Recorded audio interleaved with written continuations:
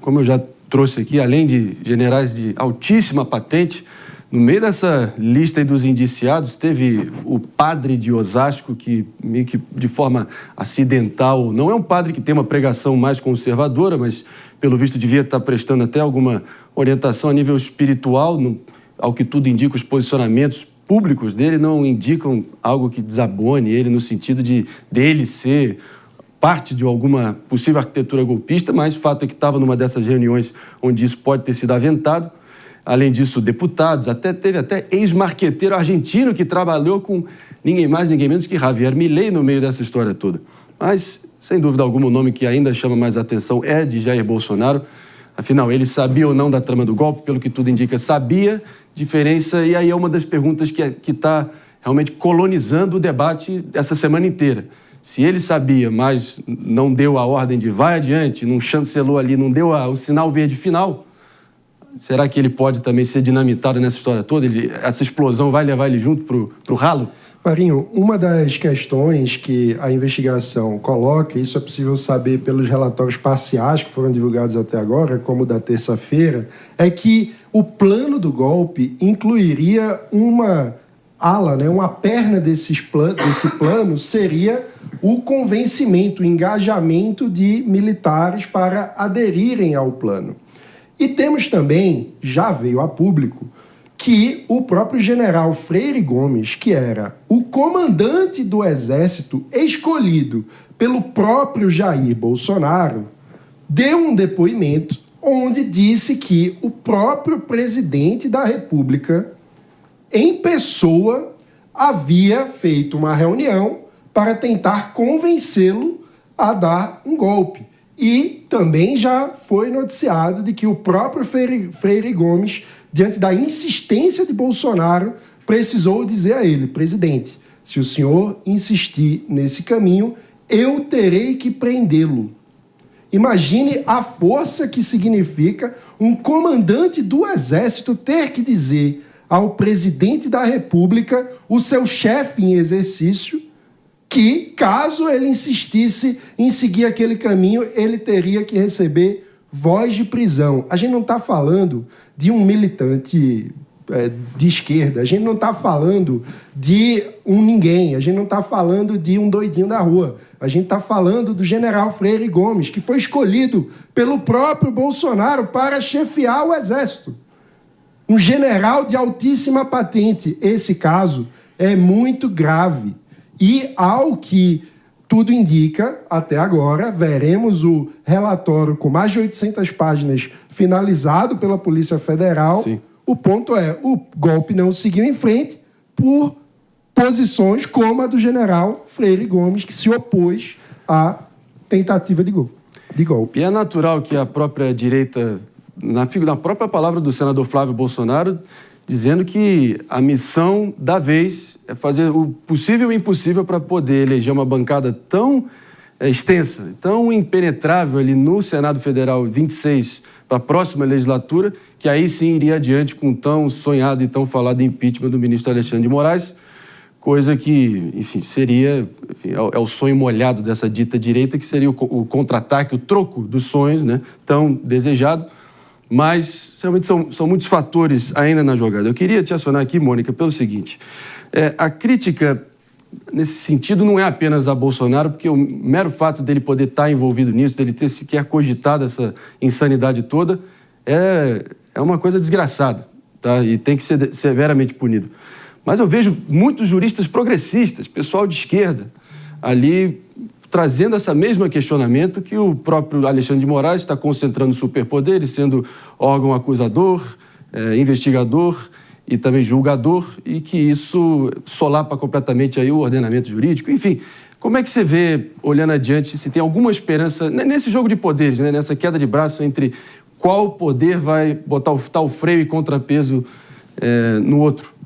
Então, a nossa Constituição já define isso. Uhum. Ela define que o judiciário é exatamente quem decide quando existe algum excesso de um lado ou de outro. E aí a grande pergunta hoje no Brasil é: quem resolve quando existem excessos no judiciário? Quem resolve quando existem erros e abusos dentro do judiciário, especialmente na nossa Suprema Corte. É a grande questão hoje e a resposta está na Constituição. É o Senado, vocês se lembram, em 2019, houve a CPI da Lava Toga, onde ia ser questionado exatamente o Poder Judiciário em todas as suas instâncias e houve pressão por parte de ministros do Supremo, que eu não vou citar nomes, em cima de senadores que vieram a público, não é? Eu não estou, assim, inventando isso. Eles foram a público dentro do Senado dizer que estavam sendo pressionados porque eles têm rabo preso. Eles têm processos correndo contra eles ou suas famílias no Supremo Tribunal e a ameaça é muito simples. Ou você retira o seu nome da lista, ou você retira a sua assinatura, ou o seu processo vai para o topo da pilha. E isso é muito assustador para esses senadores. Então, Marinho, você falou muito bem, tem que eleger um Senado que não tenha medo do Supremo? Com certeza. É saudável para a democracia que um ministro do Supremo tenha se tornado o inimigo número 1 de uma grande parcela da população? Não. Independente de ele estar ou não abusando do seu poder, e eu não sou inocente de dizer, o Alexandre é ótimo, nós sabemos que ele se excede, ele é meu colega de turma, então posso falar, mas... Olha só... Pois é, estudei com ele. É amiga do Xandão? Não sou colega de turma, tá. É uma pessoa que conhece profundamente o direito, mas quem tem o papel de controlar é o Senado e quando nós começamos a questionar que o STF é o grande inimigo público, que um ministro do Supremo é o grande malvadão do nosso país, nós estamos enfraquecendo a democracia. É o contrário do que eu falei em relação ao Exército. É bom quando alguém está sendo punido dentro do Exército, fortalece a entidade. É ruim para a democracia quando uma instituição importantíssima está sendo questionada. Agora... eu fiquei me perguntando, Paulo, quando eu li ali na primeira manchete que eu me deparei ontem dizendo que tinha um padre no meio da lista, eu até por um segundo pensei, não é possível que o padre Kelman está metido nessa história. Por um segundo eu confesso que eu pensei. Mas aqui fica a pergunta, por que raios tinha um líder religioso nessa história toda? Será que ele estava servindo ali ele estava alimentando espiritualmente, talvez para essa trama golpista toda, sabe, para a galera que estava envolvida de fato, arquitetando tudo, pudesse de alguma forma racionalizar na cabeça que eles estavam fazendo algo por um bem maior, uma coisa missão transcendental. Divina. Não sei, mas é preciso ter cuidado aqui também para não partir para o preconceito religioso, para também já, enfim, enquadrar o cara só porque ele estava lá, enfim, fazendo o que ele faz, trazendo a palavra de Deus, a fé, um alento para essas pessoas que estavam atormentadas, estavam caindo no desvio, tudo bem, mas qual é a tua leitura, a tua interpretação da presença do padre Zé Eduardo nessa história toda? Estou curioso para saber o que foi que ele foi enquadrado, tipificado. Qual é o crime que ele cometeu? Colocar uma bandeira na igreja, fazer uma pregação, se opor ao governo anterior através das suas redes sociais, tem mais de 400 mil seguidores. O que ele fez?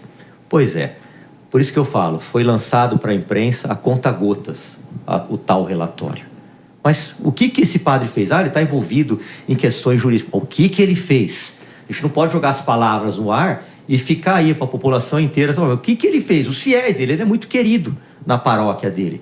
E a mesma pergunta que eu estou fazendo agora, eu tenho certeza que os milhares de seguidores e fiéis que ele tem, deve estar fazendo. O que o padre fez? Tem um padre amigo meu, que é da Zona Sul, obviamente não vou citar o nome, foi chamado para prestar esclarecimentos na Polícia Federal, porque veio uma denúncia de que ele estava fazendo política durante a homilia. Conheço o padre, é meu amigo, ele nunca fez isso, mas foi chamado.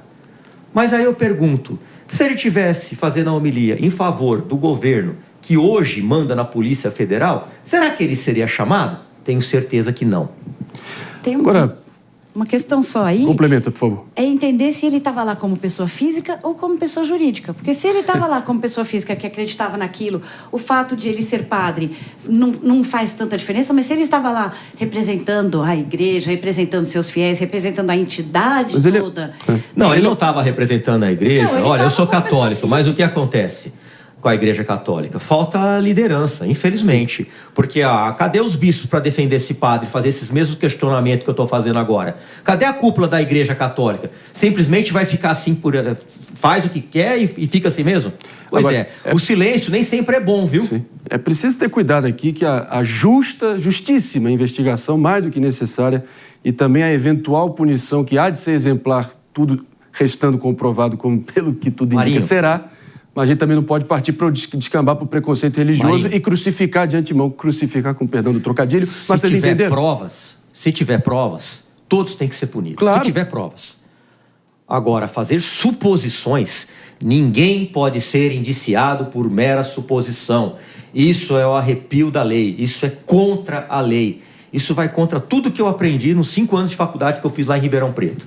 Nome jurídico para isso, ato preparatório, né? Que seria impunível, mas ao mesmo tempo é a pergunta de $1 milhão do momento, Não, né? que eu quero, todo mundo quer saber, né? O que o padre fez? Quando que se cruza a linha entre intenção delirante, né? Planos alucinados, para crime consumado? Qual é a linha? Qual é a linha? Ironicamente, né, o próprio presidente Bolsonaro sancionou a famosa Lei 14.127 de 2021, crimes contra o Estado Democrático de Direito, e ali alargou demais esse entendimento, né? E pode ser que, quase como se a criatura vai se virar contra o Criador, uma coisa meio Frankenstein, se é que você me entende. Pois é, vale lembrar que essa lei foi aprovada após usos indevidos da antiga Lei de Segurança Nacional, do tempo da ditadura, que estava sendo usado pelo então presidente Bolsonaro para perseguir opositores do próprio funcionalismo público. Isso gerou uma pressão no Congresso Nacional, que resolveu acabar com a Lei de Segurança Nacional da ditadura e construir essa nova Lei de Defesa do Estado Democrático de Direito. O que a gente precisa ter em mente é que os crimes que estão sendo investigados, em primeiro lugar, a gente não tem jurisprudência no Brasil, porque nunca ninguém foi julgado por golpe de Estado, muito menos após essa nova lei estar em vigor. Então, isso vai ser construído a partir de agora. Em segundo lugar, um crime como golpe de Estado, como a abolição violenta do Estado Democrático de Direito, é muito complexo e sofisticado. Então, não basta... seria ingenuidade dizer que o golpe só está em execução quando tanques estão na rua bombardeando o Congresso Nacional. Não é assim. É preciso entender qual era o plano e como eram as etapas de execução do plano. Individualizar cada conduta de cada integrante desse suposto golpe que eles tanto falam. Tem que individualizar as condutas. O que fez o general, o que fez o Bolsonaro. Como eu disse, né? Você não pode simplesmente por suposições ir indiciando as pessoas. Agora, a gente viu aqueles codinomes todos, Jeca, Joca, Juca, e tá claro, a minha interpretação foi que o próprio plano de tirar a vida do presidente eleito Lula naquele momento e do vice-presidente eleito Geraldo Alckmin era tratado quase como um efeito colateral, como uma coisa secundária, e não há ali, e é totalmente plausível você chegar a essa interpretação que isso era parte do plano. Só que no caso do ministro Alexandre de Moraes, aí sim, está muito claro que houve sim um plano, chegou a ter, assim, eventos concretos que aconteceram, a famosa, o táxi que perderam, o pessoal alegando que tinha uma sessão do STF em curso no momento que eles chegaram lá para dar o bote. Então, isso realmente, pelo menos no caso do ministro Alexandre de Moraes, para mim está bem flagrante de que houve sim um plano frustrado, trapalhão, que ainda bem que não aconteceu. Não é à toa que eu usei a expressão circo, né? Se vocês me permitem, claro,